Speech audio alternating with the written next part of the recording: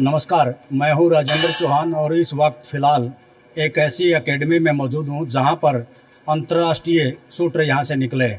यानी कि अंतर्राष्ट्रीय सतह पर जो शूटर मनु मनु भाकर, जिसका नाम आप लोग जानते हैं, अक्सर खिलाड़ी उनसे परिचित हैं, उसी एकेडमी में मौजूद हूँ। एक वो यहाँ पर एक स्टूडेंट है हमारे यहाँ पर, अभी ब्रॉन्ज मेडल लेकर के आई है भोपाल से, राधिका तंवर। इनसे आपको रूबरू कराएंगे, इनसे कोच किससे भी बातचीत कराएंगे। सबसे पहले बिटिया बताएं, स्वागत है आपका। कहाँ से कब से आप तैयारियां कर रहे हैं यहाँ पर? मैंने ये गेम 2018 में स्टार्ट किया था। मुझे 4 साल हो गए ये गेम स्टार्ट किए हुए, और बीच में कोरोना की वजह से दो साल कोई भी टूर्नामेंट भी नहीं हुआ था। तो 2019 में मैंने नेशनल खेला था। उसके बाद अभी ये टूर्नामेंट्स सेक्शन ट्रायल्स हुई थी, अभी केएसएस हुआ था। भोपाल में अभी जो आप नेशनल लेवल पर ही आयोजित हुई थी प्रतियोगिता, हाँ जी सर, नेशनल लेवल। क्या कौन सा रैंक मिला आपको? ब्रॉन्ज। ब्रॉन्ज मेडल मिला है। कितने लगभग शूटर वहाँ पर पहुँचे हुए थे देश भर से? क्या चुनौती आपको दिखाई दी वहाँ पर? क्या चैलेंज आपको जो आपने स्वीकारा, ब्रॉन्ज मेडल तक आप पहुँचे हो? 3 से 4 हजार बच्चों ने वहाँ पे वो अपना मतलब आए थे, उन्होंने अपना मैच खेला, और उसमें से ब्रॉन्ज मेडल तक पहुंचने में कितनी आपको चुनौती दिखाई दी?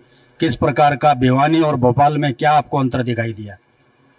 इंटरनेशनल शूटर्स भी आए थे टूर्नामेंट के लिए, बहुत सारे, और थोड़ा सा जो प्रेशर होता है वो भी था, लेकिन मैंने अपना 100% दिया वहाँ पे भोपाल में, और मेरा ब्रॉन्ज मेडल आया। कॉन्फिडेंस लेवल अच्छा था आपका, ये कह सकते हैं हम।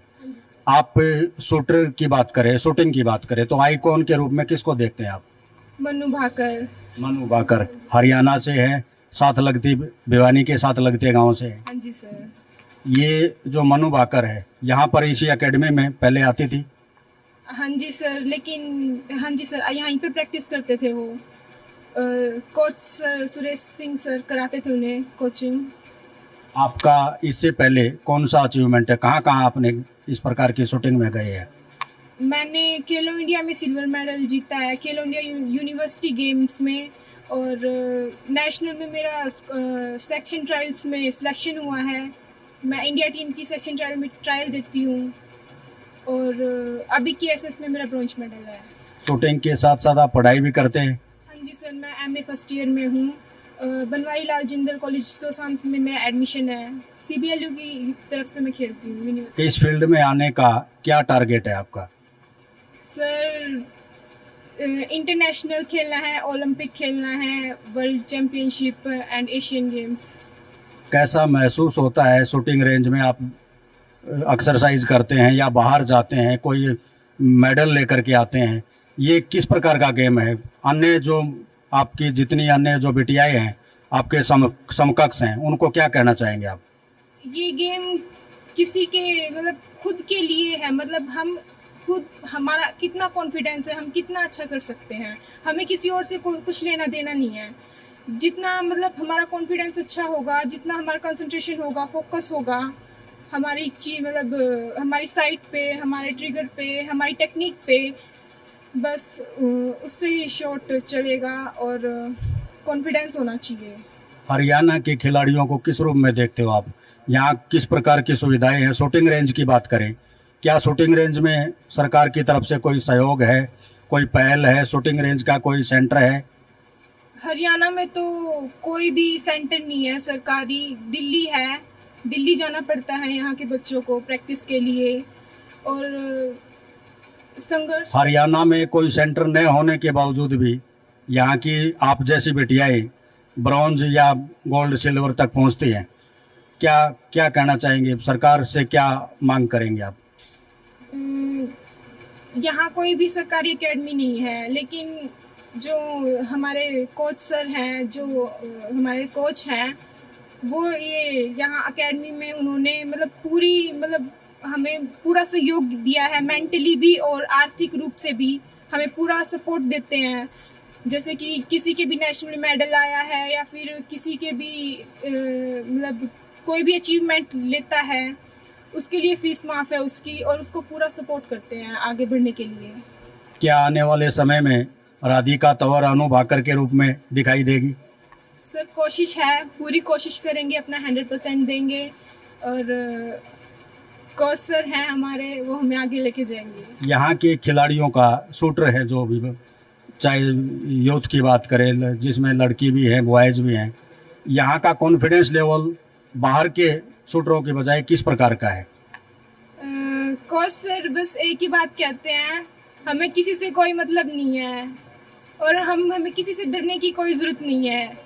हमें बस अपना 100% देना है, और अपने पूरे कॉन्फिडेंस के साथ अपना ही अपने ऊपर ध्यान देना है। हमें किसी से कुछ लेना देना नहीं है, अपना 100% दो। शूटिंग में आने का आपका पर्पज क्या है? किससे आपने प्रेरणा किससे ली है? शूटिंग फील्ड में ही आप क्यों आए? अन्य खेल भी है, जा सकते थे। मैं पहले लिफ्टिंग करती थी, मुझे वो ज़्यादा अच्छा नहीं लगा गेम, तो फिर मेरी क्लासमेट थी योगिता, उन्होंने मुझे बताया कि भिवानी में शूटिंग रेंज है, वहाँ पे भी, क्योंकि वो एक इंटरनेशनल शूटर थी और काफ़ी अच्छी शूटर है वो, उन्होंने मुझे प्रेरित किया यहाँ पे आने के लिए। फिर मैं यहाँ पे आई, कोच सर मिले, उन्होंने मेरा रिज़ल्ट देखा कि मैं और बेस्ट कर सकती हूँ, तो उन्होंने मुझे सपोर्ट किया। शुक्रिया बेटिया। हमारे साथ सुरेश कोच भी मौजूद हैं जो राधिका तंवर के कोच हैं। अनु भाकर अंतर्राष्ट्रीय सत्र की जो शूटर है वो भी यहीं से कोच साहब से ही निकले, यानी कह सकते हैं इनकी शिष्या रही है स्टूडेंट्स के रूप में। कोच साहब क्या कहेंगे, क्या लगता है आपको हरियाणा में क्या फ्यूचर है शूटिंग रेंज का?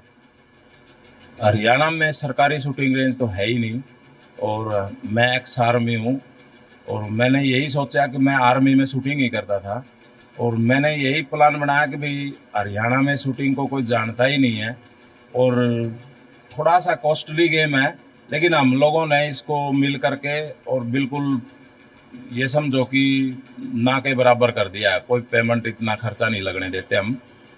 और बच्चों को जब से मैं 2014 से एकेडमी किया है, मेरे पास से 8-10 इंटरनेशनल बच्चे भी गए हैं, आर्मी में भी गए हैं बच्चे, और मनु भाकर भी मेरे पास में 1.5 से 2 साल शूटिंग करके गई है। और कोशिश रहेगी कि राधिका तंवर भी और एक मनु तन्वी है जो कि बहुत अच्छा कर रही है अभी फिलहाल, और खेलो इंडिया में भी उसकी 4th रैंक है मनु तन्वी की, और राधिका की अभी 3rd रैंक है। तो कोशिश है कि ये बच्चे अगर आगे जाते दिन को देख करके भी और भी लड़कियां आएंगी। हरियाणा सरकार को क्या कहना चाहते हैं आप? हरियाणा सरकार से यही निवेदन है कि कोई हरियाणा में भी शूटिंग रेंज बने। अगर हरियाणा में शूटिंग रेंज बनती है तो और बच्चे निखर के आएंगे। पहले भी हरियाणा पूरे भारत में सबसे टॉप में हरियाणा की लड़के लड़कियां शूटिंग में हैं। सब में टॉप में होने के बावजूद अंतर्राष्ट्रीय सत्र पर मनु भाकर जो आपकी शिष्या भी रही है, उसके बावजूद भी सरकार की तरफ से कोई पहल न करना, इसको लेकर के क्या मानना है आपका, क्या कहना चाहेंगे आप? ये गवर्नमेंट की कमी है। अगर गवर्नमेंट चाहे हम मेडल दे रहे हैं तो उन्होंने भी हमारा सहयोग करना चाहिए, गवर्नमेंट ने भी। और गवर्नमेंट अगर सरकारी एकेडमियां बना देती है शूटिंग रेंज तो बच्चे और भी ज़्यादा, हरियाणा वर्सेस इंडिया है अभी भी है, और अगर और भी बन जाए तो वो हर जगह पे हमारा ही नाम होगा। जैसा कि अभी आप लोग जो सुन पा रहे हैं, यहाँ के जो सुरेश कोच हैं, इनका कहना है शूटिंग रेंज में हरियाणा वर्सेस इंडिया ये पहले भी था, अब भी है। अब वर्सेस को आगे बढ़ाने की जो बात है वो हरियाणा सरकार की तरफ से कोई एक ऐसा प्लेटफॉर्म देना चाहिए, पहल करनी चाहिए सरकारी लेवल पर, कम से कम जिला स्तर पर कोई शूटिंग रेंज खोली जानी चाहिए, जिससे कि राधिका तंवर जैसी अनेकों जो बेटियां हैं वो भी आकर के इस फील्ड में आएँ, शूटिंग रेंज में अपना हिस्सा बन सकती हैं, अपना भाग्य आजमा सकती हैं। जैसा कि बेटियां बोल रही है, ये ओलंपिक तक शूटिंग रेंज का इनका सपना है। मनु भाकर को आइकॉन के रूप में ये मान के चलती हैं। हम अन्य लोगों से भी, अन्य बच्चे हैं, जितने भी यूथ हैं, बॉयज़ हैं, गर्ल्स हैं, वो इस फील्ड में आ सकते हैं।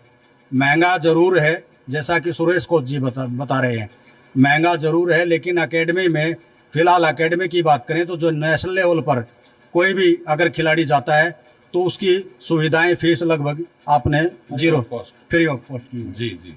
क्या अभी आगे, अभी तो राधिका तौर है, और भी खिलाड़ी आपके साथ हैं जिनकी फीस फ्री है? हाँ, कम से कम 10-12 बच्चे हैं जिनको हमें फ्री ऑफ कॉस्ट है, क्योंकि उनको हमने एक टारगेट टेक रखा है कि भी जो बच्चा नेशनल में मेडल या इंडिया टीम में सिलेक्शन होगा या कोई इंटरनेशनल लेवल का कोई भी टूर्नामेंट है उसमें जो बच्चा मेडल लेके आएगा या उसमें पार्टिसिपेट करेगा तो उसका हर चीज फ्री ऑफ कॉस्ट, कोई पैसा नहीं उससे लिया जाएगा।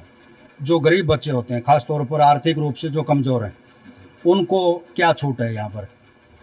जैसे जो गरीब बच्चा है हम उसकी तरफ देखते हैं कि भाई बच्चा आर्थिक है ही नहीं, उसकी कमजोर है, तो उसको हम जैसे कि एक उसको आने के लिए एक 500 रुपये बता देते, बेटा तेरी 500 रुपये फीस है और आप आओ और शूटिंग करो। वो 500 भी इसलिए लेते हैं ताकि वो उस 500 रुपये के चक्कर में शूटिंग में प्रैक्टिस करे वो। और 500 का कोई हमारा वो नहीं है, लेकिन 500 रुपये का मेन मकसद यही रहता है कि भी बच्चा आए और ये लगे कि हाँ फीस पे कर रहा हूँ मैं, और रेगुलर आए वो बच्चा। आप हमारे साथ जुड़े रहिए, एक और नए विषय के साथ जल्द हाजिर होंगे। तब तक के लिए नमस्कार।